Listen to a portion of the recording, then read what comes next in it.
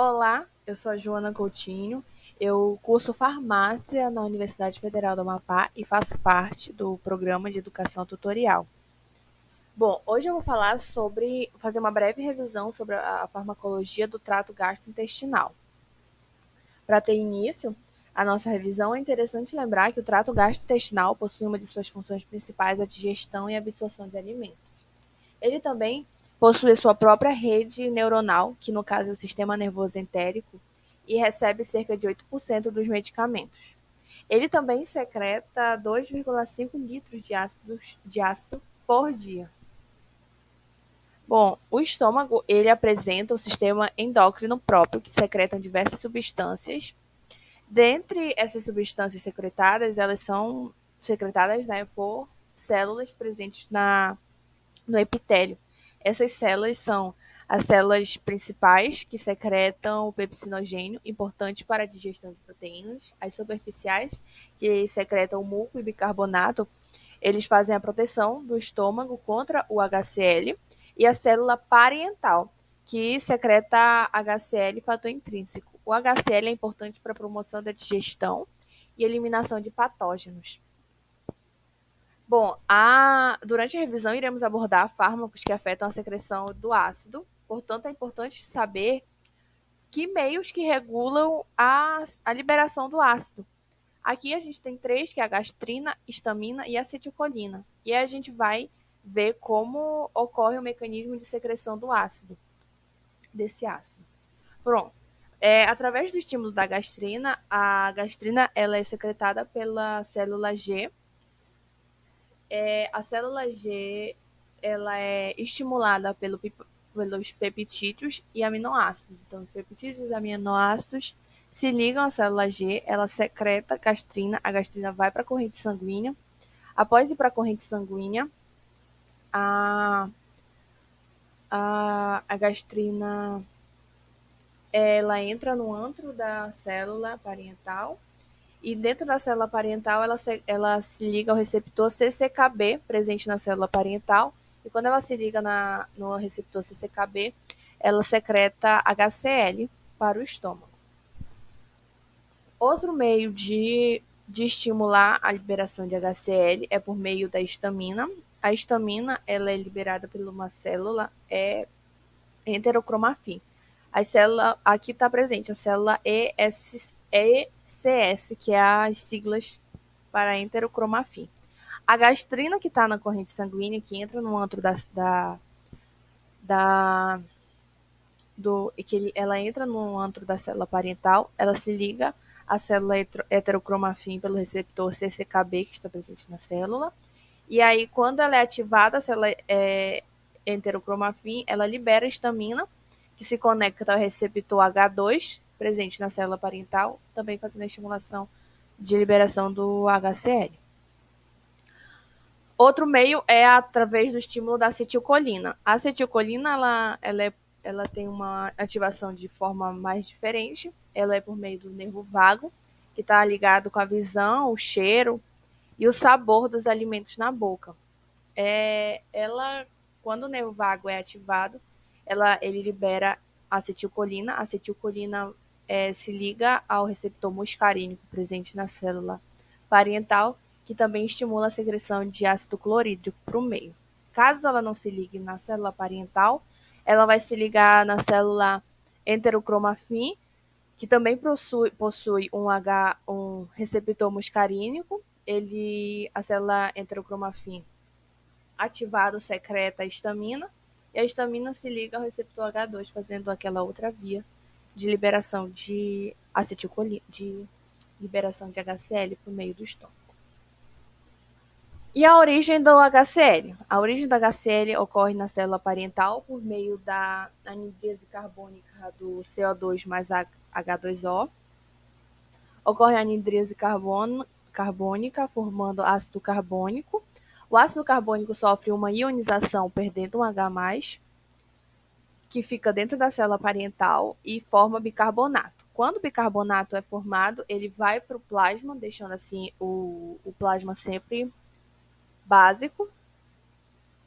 E quando o bicarbonato vai para o plasma, entra entra o Cl para dentro da célula parental. O Cl ele passa direto para o lúmen do estômago, e quando ele passa para o lúmen do estômago, com ele vai potássio. Quando o potássio está no lúmen do estômago, ele entra para dentro da célula parental, e quando ele entra para a célula parental, a célula parental libera o H+, para o meio do lúmen. E assim ele se liga com HCl- mais H2, mais H+, fazendo assim o HCl. A liberação de hidrogênio no meio do lúmen sempre vai ocorrer por essa bomba de prótons. Então, o potássio entra, o H+ sai. O potássio dentro da célula sai junto com o Cl, entra para liberar H+. E ele fica fazendo essa atividade, fica fazendo sempre esse ciclo. Já vimos que o estímulo que as células do estômago apresentam para liberar HCl para o meio. Mas ele também tem mecanismos para acessar a secreção de ácidos, e um deles é por meio da prostaglandina. A prostaglandina ela é muito importante para a proteção do epitélio do estômago, porque a prostaglandina ela tem dois receptores. Ela tem receptores EP3 em duas células. Perdão. As células epitelial, que quando a prostaglandina se liga ao receptor EP3 presente na célula epitelial, ele libera muco e bicarbonato. Se a prostaglandina se liga no receptor EP3 presente na célula parental, ela diminui a secreção de HCl no estômago. Aí a gente tem fatores que alteram a saúde da mucosa. Mudanças nesses fatores podem acarretar formação de úlceras no estômago. A gente tem os fatores agressivos, que é Helicobacter pylori, anti-inflamatórios, ácidos cítricos, podemos colocar também aí estresse, tabagismo, consumo de bebidas alcoólicas, também afetam fatores, agridem o estômago. E também temos os fatores protetores, que é a mucosa, o bicarbonato e as prostaglandinas. Quando algum desses dois fatores estão desregulados e ocorre a agressão, formação de úlceras patológicas, úlceras peptídicas, nós temos alguns fármacos que vão tratar esses distúrbios gastrointestinais. A gente tem dois modelos de fármacos que tratam, que é os que reduzem a acidez e os que protegem a mucosa gástrica. Vamos primeiro falar dos que reduzem a acidez e depois os que protegem a mucosa gástrica. A gente vai iniciar com os antiácidos. Bom, os antiácidos eles são uma base fraca que reagem com ácido clorídrico, forma sal e água. Eles são usados no tratamento da dispepsia e alívio de sintomas da úlcera peptítica. Perdão. Alguns desses antiácidos é o bicarbonato de sódio, bicarbonato de cálcio, hidróxido de alumínio e hidróxido de magnésio. É importante lembrar que o hidróxido de magnésio ele tem efeito laxativo e eles não são absorvidos. É interessante o uso de hidróxido de magnésio porque eles são pouco absorvidos, eles só vão agir no meio ácido, diminuindo a acidez estomacal e não são absorvidos. Já o hidróxido de alumínio, ele tem efeito constipativo, ele forma cloreto de alumínio no estômago e também tem excreção fecal e renal, ele é pouco absorvido. Já o bicarbonato, ele atua rapidamente, só que ele ocorre a absorção no intestino, causando alcalose. O bicarbonato não pode ser indicado para tratamentos a longo prazo, porque pode ocorrer alcalose no estômago, alcalose no organismo e trazer malefícios, por mais que o paciente tenha dieta restritiva para sódio. A indicação de antiácidos é para alívio dos sintomas nas úlceras. Eles são para alívio rápido, alívio sintomático, não é para tratamento a longo prazo.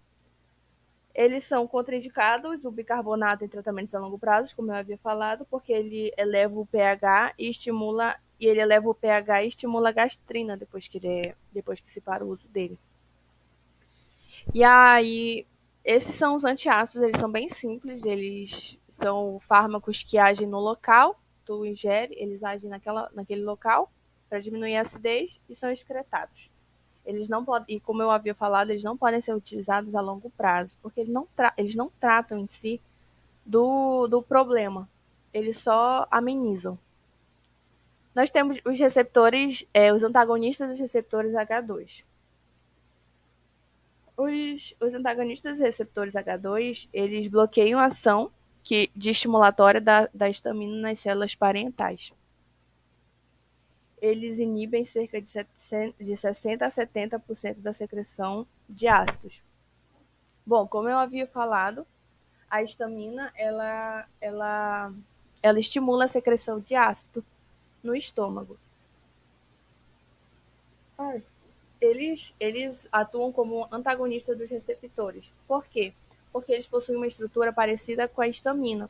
E aí eles lutam, eles brigam para aquele receptor, para entrar naquele receptor. E ele só. E ele só. Eles. Como posso falar? Eles só. E aí, quando eles estão em maior quantidade no ingerido, né, fazendo o uso desses medicamentos, eles estão em maior quantidade que a histamina, eles lutam, né, por aquele receptor, eles brigam por aquele receptor e aí o receptor fica indisponível para a histamina, porque eles estão conectados. Quando passa a quantidade deles no organismo, quando diminui a quantidade deles no organismo, a histamina pode se conectar de forma natural novamente ao receptor. O receptor não é prejudicado por isso. Como eu havia falado, o receptor é o H2 e os fármacos dessa classe é a cimetidina, ranitidina e a nisaladina. Aqui temos a estrutura da histamina, que possui esse anel, e aqui a dos fármacos, a cimetidina, ranitidina, nizatidina, e eles também apresentam o mesmo anel. Aqui a gente consegue ver a biodisponibilidade. A cimetidina foi um dos primeiros medicamentos a serem produzidos, atuando nessa classe de antagonista do receptor H2. Ela tem uma boa biodisponibilidade, porém ela tem atividade no sistema P450, que é no fígado, então ela pode alterar a excreção, a absorção de outros fármacos por conta disso. A ranitidina ela tem também, apresenta efeito relativo sobre a atividade do sistema P450, porém é menor.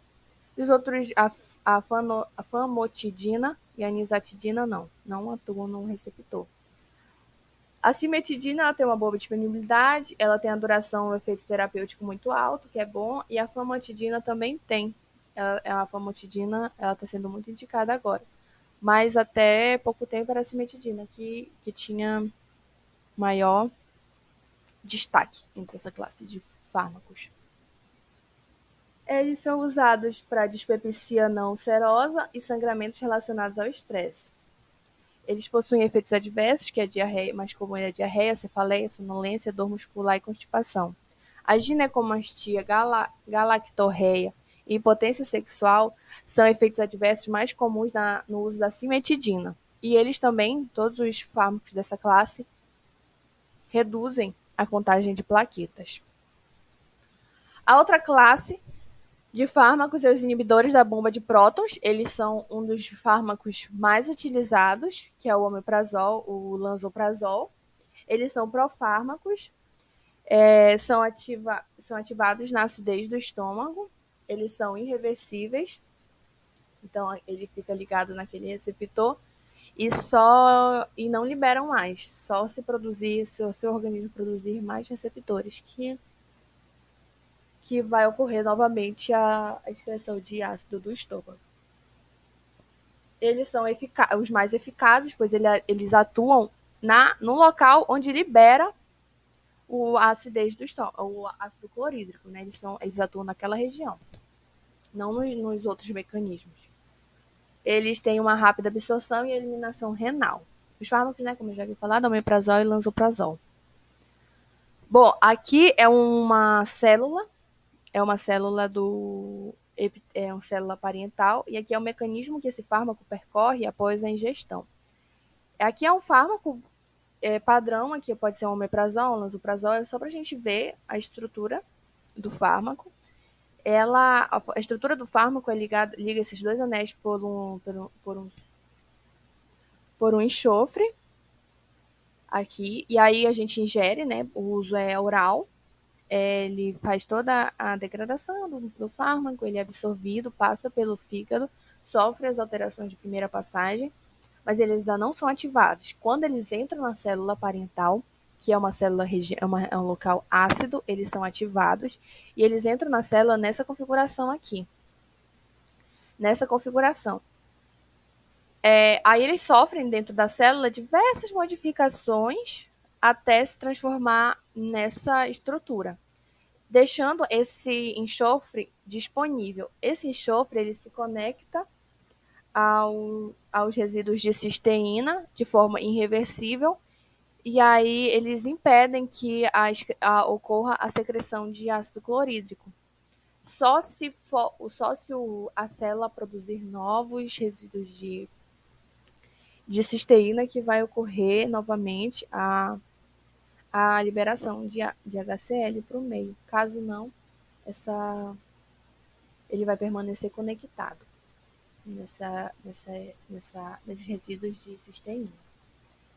A administração é oral, ele se desintegra no intestino, ele é absorvido de forma muito rápida e ele se acumula nos canolículos secretores de ácido, que são esses canolículos aqui, ó, que eu já havia mostrado.